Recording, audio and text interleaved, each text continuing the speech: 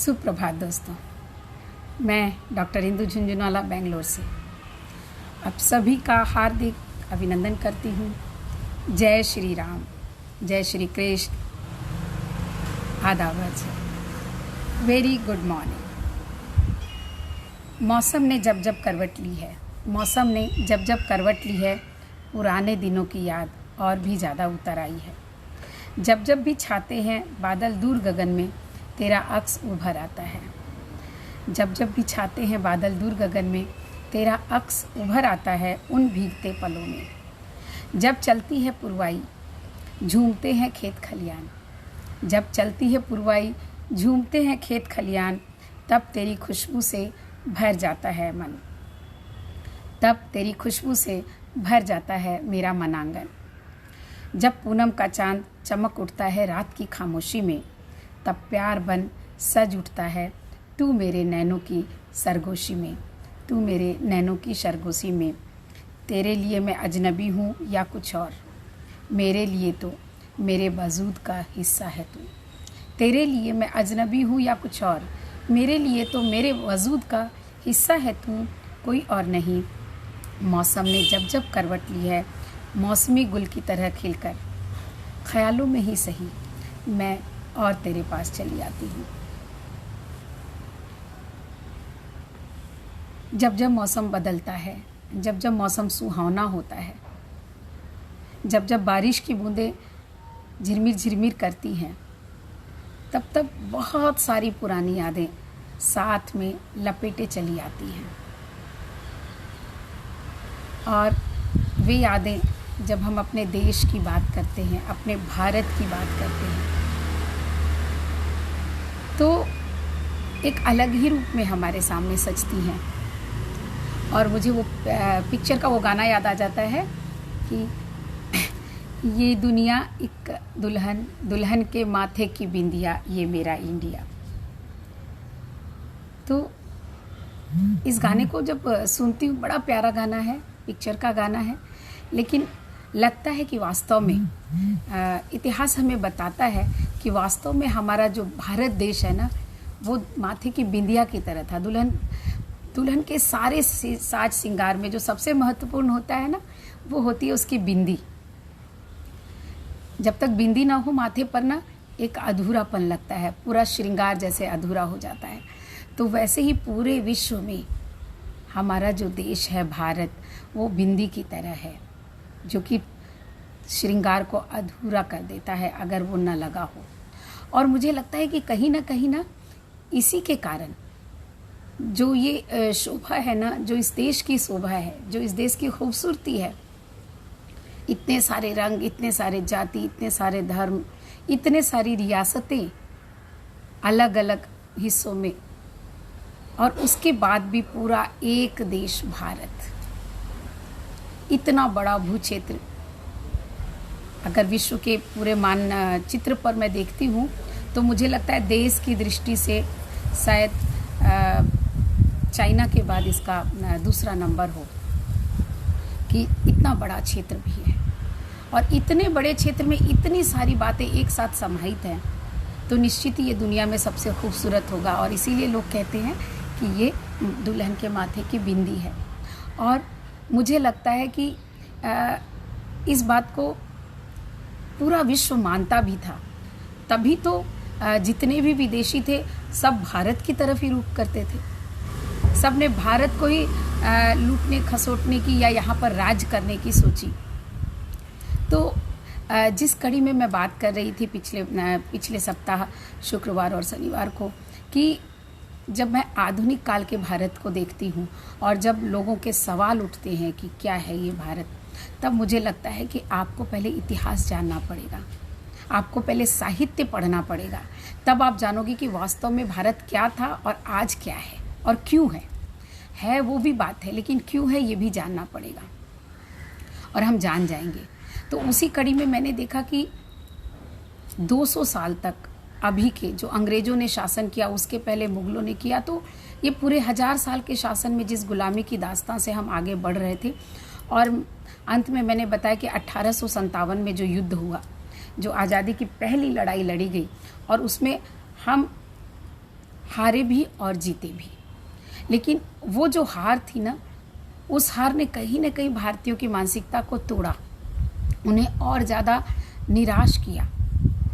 और उस निराशा से उभरने के लिए, या कहूँ उस निराशा से भारतीयों को उभारने के लिए, जो हमारा इतना सुंदर, इतना विशाल साहित्य है और इतना गरिमामय इतिहास है, उस इतिहास को लाने की कोशिश की गई। और उस कोशिश में जो सबसे पहला नाम आता है ना, जब हम साहित्य को खंगालते हैं तो सबसे पहला नाम आता है भारतेंदु हरिश्चंद्र का, जिनका जन्म 1850 ईस्वी में हुआ था और 1857 में ये लड़ाई लड़ी गई थी। तो भारतेंदु एक, उनको जो भारतेंदु की उपाधि मिली ना, ये भी बड़ा एक रोचक सा विषय है, क्योंकि जब अंग्रेज सरकार को लगा कि कहीं ना कहीं अब ये जो चिंगारी फूटी है आज़ादी की, ये शायद हमें न रहने दे, तो वो लोगों को उपाधियां बांटना उन्होंने जब शुरू किया ना, तो भारत के ही पत्रकारों ने, भारत के ही प्रबुद्ध जनों ने हरिश्चंद्र को उपाधि दी भारतेंदु। भारत प्लस इंदु, इंदु अर्थात चंद्रमा। तो भारत के चंद्रमा रूपी जो कवि उभर करके हमारे सामने आए, जो एक लहर लेकर आने वाले थे क्रांति की, साहित्य के जरिए आज़ादी की क्रांति की लहर, सामाजिक क्रांति की लहर, सांस्कृतिक क्रांति की लहर, उसमें जो एक सबसे बड़ा नाम आया वो आया भारतेंदु हरिश्चंद्र का, एक कवि के रूप में, एक ऐसे कवि के रूप में जो बहुत नीडर था, जो कुछ भी कह सकता था। और एक और नाम आया सांस्कृतिक के क्षेत्र में, धर्म के क्षेत्र में, वो थे दयानंद सरस्वती, स्वामी दयानंद सरस्वती। तो स्वामी दयानंद सरस्वती ने करीब 1875 ईस्वी में उन्होंने स्थापना की आर्य समाज की। राजा राम मोहन राय का मैंने पिछली बार जिक्र किया था, जिन्होंने 1825 में ब्रह्म समाज की स्थापना की थी। और उसके बाद स्वामी दयानंद सरस्वती। तो स्वामी दयानंद सरस्वती और भारतेंदु हरिश्चंद्र, ये दो ऐसे सितारे थे, मतलब सितारा कहूँ तो मैं कहूँ चांद और सूरज थे। भारतेंदु चांद थे, जिन्होंने ऐसी कविताओं से, अपनी ओजपूर्ण वाणी से, अपनी कलम से वो करने की कोशिश की जिसकी उस समय को बहुत आवश्यकता थी। और दयानंद सरस्वती ने वो करने की आवश्यकता की जो उस समय भारतीय समाज को, भारतीय समाज के नैराश्य को ख़त्म करते हुए उन्हें एक नई दिशा देने का प्रयास किया, सांस्कृतिक दृष्टि से, सामाजिक दृष्टि से। और सांस्कृतिक और सामाजिक दृष्टि से आर्य समाज की स्थापना करके, हालांकि हम देखते हैं जितने समाज की स्थापना 1800 के अंतर्गत हुई ना, ब्रह्म समाज से लेकर थियोसोफिकल सोसाइटी की, थियोसोफिकल सोसाइटी की स्थापना एक्चुअली भारत में नहीं हुई, अमेरिका में हुई थी। और इसको करने वाली थी जो महिला थी, वो थी भारत में जिन्होंने इसका प्रचार किया, आप लोगों ने नाम सुना होगा, आयरिश महिला थी और उनका नाम था एनी बसंट। और एनी बसंट ने कमाल की बात आप देखिए कि एनी बसंट भारत की महिला नहीं थी, आयरिश महिला थी। और उन्होंने भारत की अध्यात्म और संस्कृति के बारे में जागरूकता फैलाई।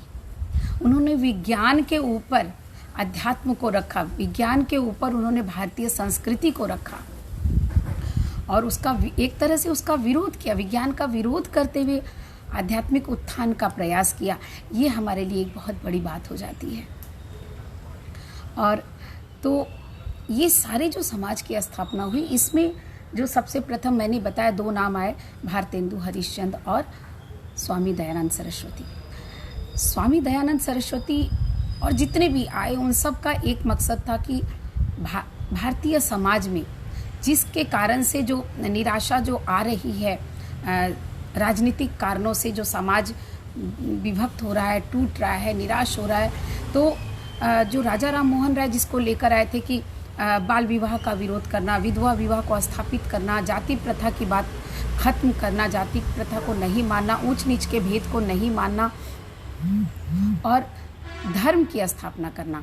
तो ये सारे के सारे ना वैदिक धर्मों से होते हुए गुजर रहे थे और उन्होंने वैदिक धर्मों की स्थापना करने की, वैदिक धर्मों में जो अच्छी बातें थी जिनको हमें वापस से दोहराने की ज़रूरत थी, उसकी कोशिश स्वामी दयानंद सरस्वती ने की।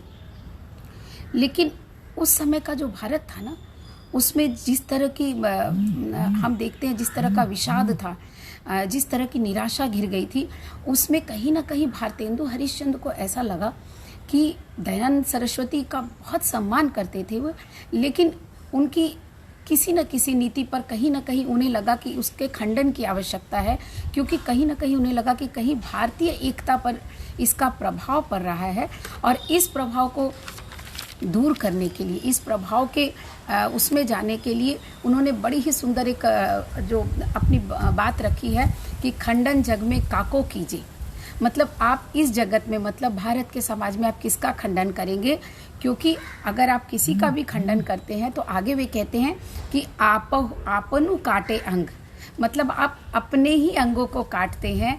अगर भारत समाज में अगर हम जाति की बात करते हैं, अगर हम धर्म की बात करते हैं, जाति और धर्म के आधार पर अगर हम समाज की बात करते हैं, तो भारत जो है सभी जाति और सभी धर्मों को साथ में लेकर चलने वाला है। तो ये भारत का अंग है। अगर हम किसी दूसरे धर्म की बात भी करते हैं तो वो भी भारत का अंग है, क्योंकि वो भारत के हैं, भारतीय हैं। तो इसलिए अगर आप उसके खंडन की बात करोगे तो आप अपने अंगों को काटते हो। तो ये मेरे लिए भी बड़ा आश्चर्यजनक हो जाता है कि उस समय की स्थिति में इस बात को रखने का साहस करना, ये किसी आम आदमी के बस की बात तो नहीं हो सकती। आम आदमी इस चीज़ को नहीं कर सकता जो भारतेंदु ने कहा। और भारतेंदु ने सिर्फ इतना ही नहीं किया, भारतेंदु ने अंग्रेजों की जो नीति थी उस समय अंग्रेजों के खिलाफ बोलना मतलब अपने सर को कटवाना ही था, लेकिन भारतेंदु ने ये भी किया। तो उनके साहस की बात अगर हम करते हैं तो भारतेंदु कैसे कहते हैं कि सृजन मिले अंग्रेज को। तो मतलब वो अंग्रेजी शासन की जो बात करते हैं, मेरा मन हो रहा है कि मैं आपको इस पंक्ति को ज़रूर से बताऊं, क्योंकि बड़ी ही सुंदर पंक्ति है जो कि उन्होंने अंग्रेजों के खिलाफ कही है। कि देखिए अंग्रेजों के खिलाफ वो क्या कहते हैं कि स्ट्रेटजी डिजरेली लिटन चितय नीति के जाल, फंसी भारत जर्जर भयो काबुल युद्ध अकाल। और उसके बाद वो क्या कहते हैं, वो ये बताते हैं कि आर्यों को क्या मिला। अंग्रेजों की अफगानिस्तान पर जब विजय हुई और देश में दिवाली तो मनाई गई, लेकिन इससे भारतीयों को क्या मिला, भारत में रहने वाले आर्यों को क्या मिला, या पूरे आर्य समाज को क्या मिला, इस पर ये व्यंग करते हैं। और उसके साथ एक और कहते हैं, देखिए सृजन मिले अंग्रेज को होए रूस की रोक, सृजन मिले अंग्रेज को होए रूस की रोक, बढ़े ब्रिटिश वाणिज्य पे हमको केवल शोक। मतलब वाणिज्य तो ब्रिटिश का बढ़ा, व्यापार ब्रिटिश का बढ़ा, हमको क्या मिल रहा है, हम तो शोक में ही है, हम तो दुख में ही है।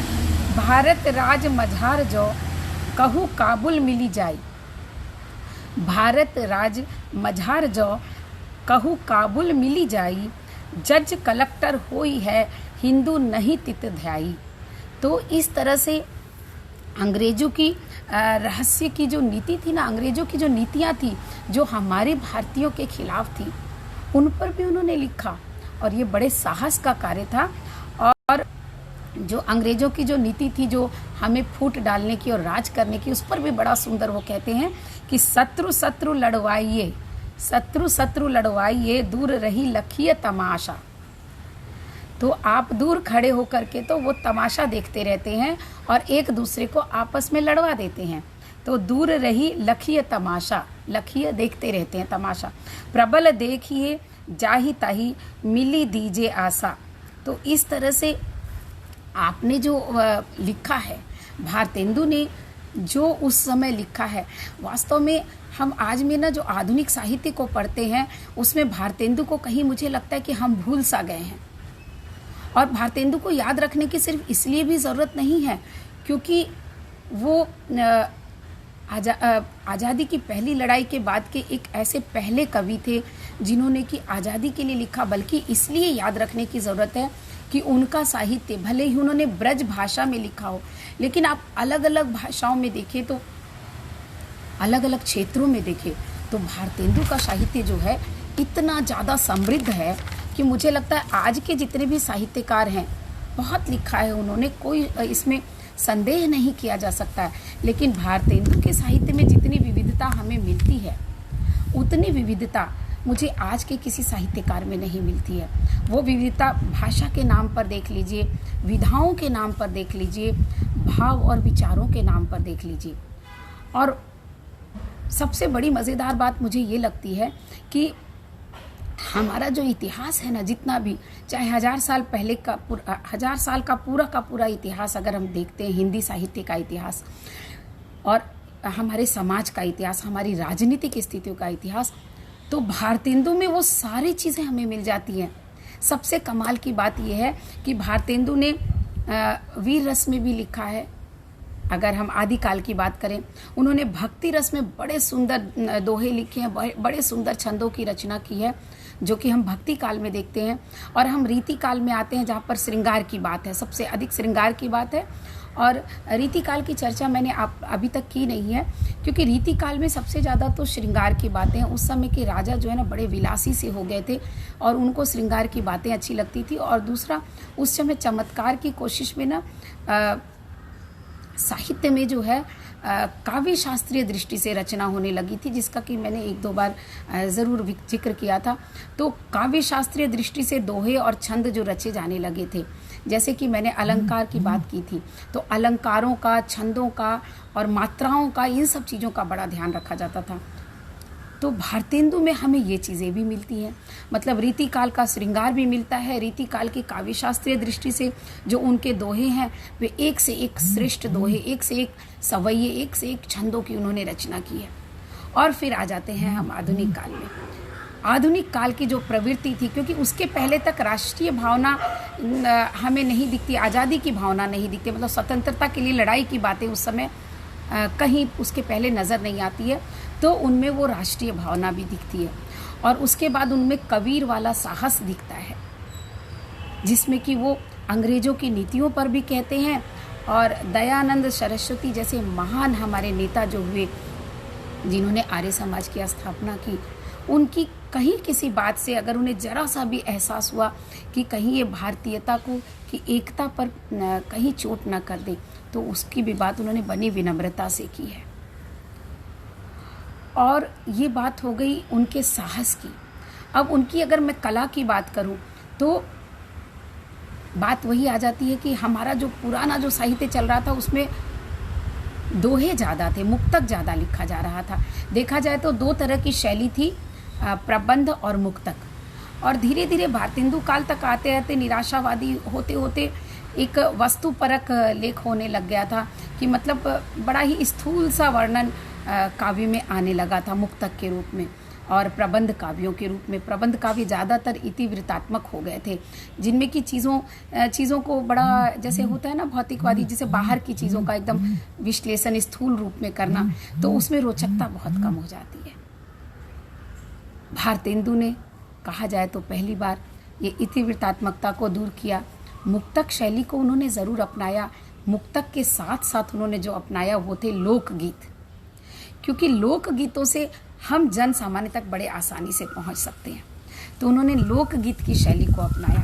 तो उस समय तक, जब तक कि हमारे देश में गद्य का उतना प्रचार नहीं हुआ था, काव्य लिखा जाता था और मुक्तक शैली में ही लिखा जाता था। तो भारतेंदु ने मुक्तक शैली को अपनाया। ये उनके काव्य के क्षेत्र की जो बात थी, मुक्तक शैली और गीति शैली, और बहुत कुछ लिखा उन्होंने। और सबसे विचित्र बात जो कि मैं आपको अंत में बताती हूँ, उसके बाद जो मुक्तक शैली उन्होंने कला के क्षेत्र में लिखी, और उसके बाद उन्होंने सिर्फ काव्य की रचना नहीं की, उन्होंने नाटक लिखे।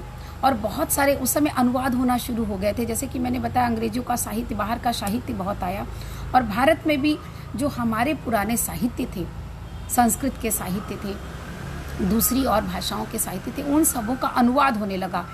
तो हरिश्चंद्र ने अनुवाद बहुत सारे किए, और अनुवाद के साथ साथ उन्होंने जो नाटक लिखे, जैसे वैदिकी हिंसा हिंसा न भवति, इस नाटक को पहली बार जब मैंने देखा तो मतलब इस नाटक को देखने के बाद, ये नाटक यहाँ बेंगलुरु में एक बच्चों ने किया था, एक छोटे स्कूल के बच्चों ने इस नाटक को स्टेज पर खेला था, और मैं देख करके उस नाटक को इतना ज़्यादा प्रभावित हुई थी कि मुझे लगा था कि आज से 100 साल भी नहीं कह सकती हूँ, मैं तो बोल सकती हूँ 150 साल पहले जो नाटक लिखा गया था वो लगता है कि जैसे आज के लिए लिखा गया हो। तो ये भारतेंदु की इतनी बड़ी कला थी और इतनी बड़ी खासियत थी, और उस समय का जो हमारा समाज था वो आज के समाज को भी रेफर करता है। ये एक बड़ी बात थी कि उस समय भी भारत में वो सारी समस्याएं थी जिसके लिए भारतेंदु ने कलम उठा करके वैदिकी हिंसा हिंसा न भवती लिखा। और आज का हमारा जो समाज है ना, उसमें भी उस नाटक की मुझे लगता है उससे ज़्यादा कहीं अधिक आवश्यकता है। और उस नाटक ने मुझे हफ्ता भर तक आंदोलित किया था। उस नाटक के डायलॉग ने, उस नाटक के जो मंचांकन ने जो किया था, छोटे छोटे बच्चे जो है एक पंडित का रूप धारण करके, एक मौला का रूप धारण करके, एक पादरी का रूप धारण करके जब उन्होंने इस चीज़ को, इस नाटक को खेला तो बहुत ही सहज और बहुत ही सुंदर नाटक था वो। तो अब अच्छा, ये तो हो गई भारतेंदु की बात कि वो एक बहुत अच्छे कवि थे, बहुत अच्छी कविताएं लिखते थे, बहुत अच्छे अनुवादक थे, उन्होंने बहुत सारे अनुवाद किए हैं। फिर वो बहुत अच्छे नाटककार थे, बहुत सारे नाटक उन्होंने लिखे हैं। इससे आगे भारतेंदु क्या थे? इससे आगे भारतेंदु एक निर्देशक थे। उन्होंने अपने नाटकों का खुद निर्देशन किया, और सिर्फ निर्देशन ही नहीं किया, इसके बाद भारतेंदु क्या थे? नायक थे, हीरो थे। उन्होंने अपने नाटक में कार्य भी किया, खुद नायक की भूमिका निभाई, खुद उनमें पात्र भी बने। तो एक व्यक्ति जो इतनी बहुमुखी प्रतिभा का जो अधिकारी है, जिसमें इतनी सारी प्रतिभाएं हैं, और जो हमारे भारत की देन है, हमारे भारत में जो उदित हुआ है ऐसा सूर्य, ऐसा चंद्रमा, जिसे कि लोगों ने भारतेंदु की उपाधि देकर के हरीशचंद्र को भारतेंदु हरीशचंद्र कहा। उनके साहित्य को, उनके योगदान को मुझे लगता है कि कहीं ना कहीं हम उतना महत्व नहीं दे पा रहे हैं जो कि देना चाहिए।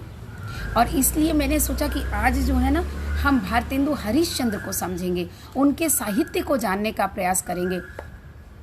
और भाषा की अब मैं बात करती हूँ, तो भाषा के क्षेत्र में जो भाव की मैंने बात की कि उनके क्या क्या है, उनकी कितनी सारी विधाओं को उन्होंने एक साथ अपनाया, सारी विधाओं में लिखा।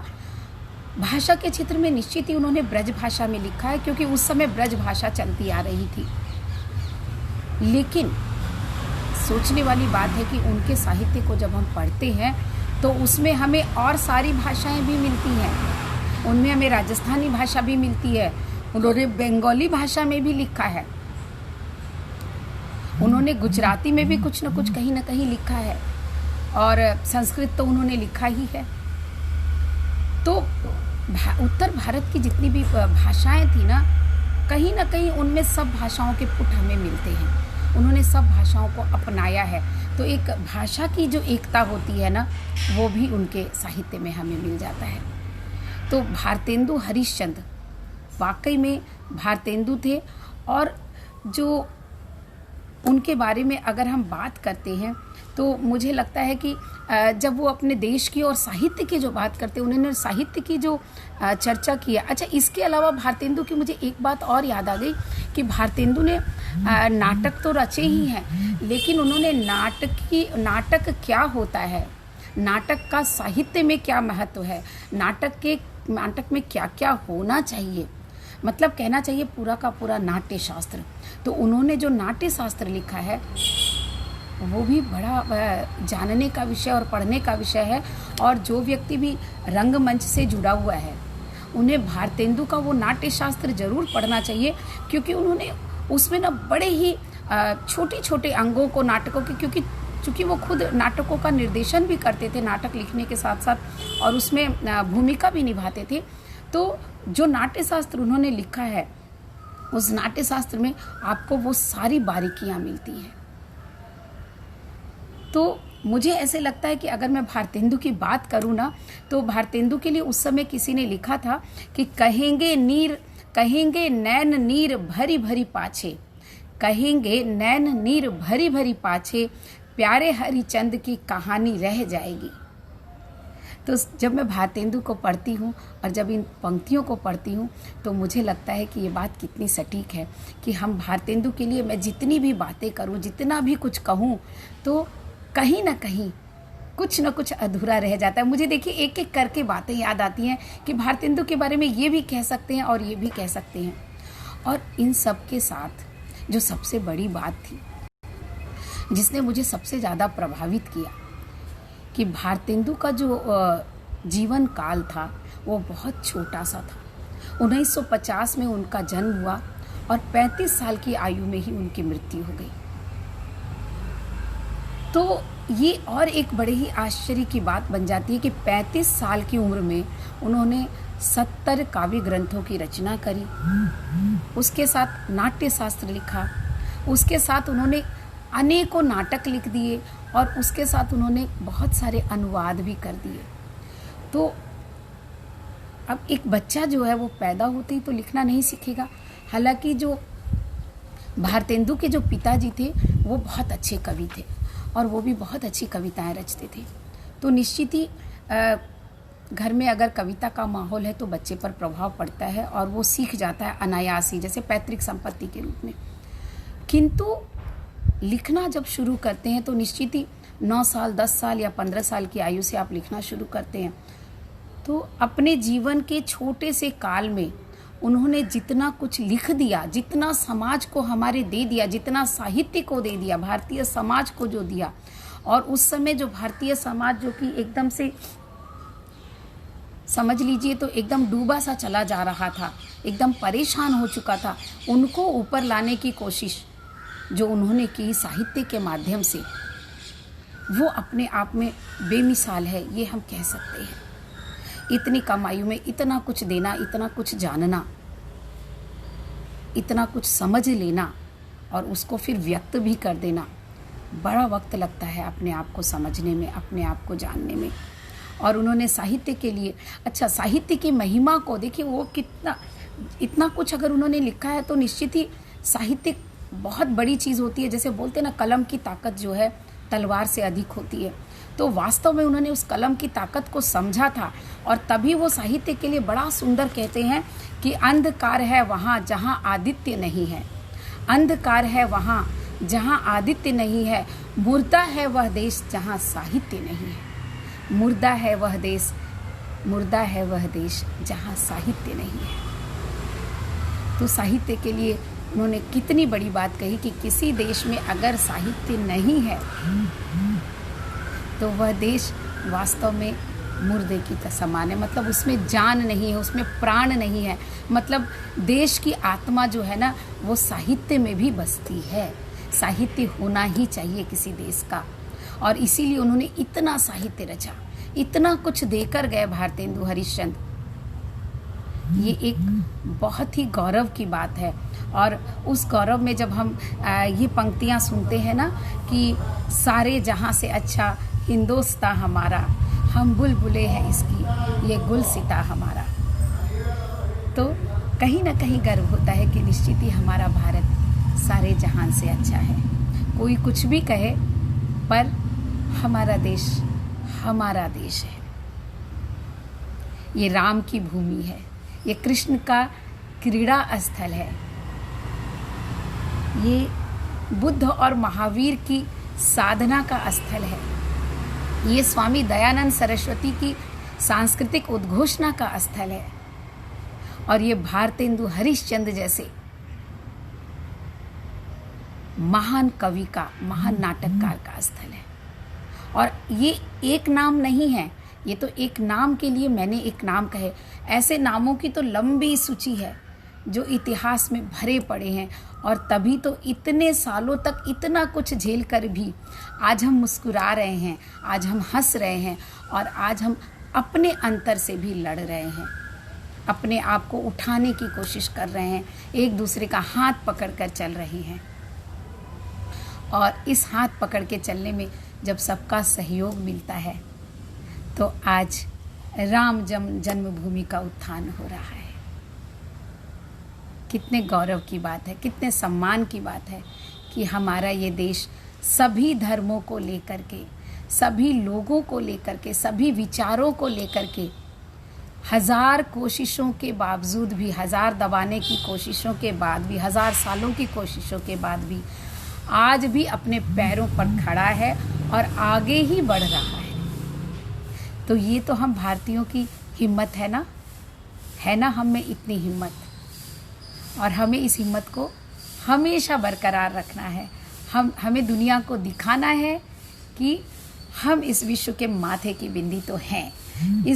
यह विश्व अगर दुल्हन है तो उसकी बिंदी तो भारत ही है, इसमें कोई दो राय हो ही नहीं सकता है। तो आज बस इतना ही। बहुत बहुत धन्यवाद, बहुत बहुत अभिनंदन। और आज का दिन बड़ा ही शुभ है, तो क्यों ना हम कबीर के राम को और तुलसी के राम को आज याद करें, कृष्ण की उस छवि को याद करें जिसमें कभी राम भी दिख जाते हैं, कभी कृष्ण भी दिख जाते हैं, और कभी ईशा भी दिख जाते हैं, कभी मोहम्मद भी दिख जाते हैं। उन सारी छवियों को लेकर के आज के इस दिन को हम बहुत सुंदर बनाएं, दीपावली की तरह हम अपने घरों को सजाएं और राम के स्वागत में एक उत्सव सा मनाएं। आज का दिन उत्सव का दिन है। अपने सारे दुखों सुखों को भूलकर एकजुट होकर उत्सव मनाएं। बहुत बहुत धन्यवाद। शुभ दिवस।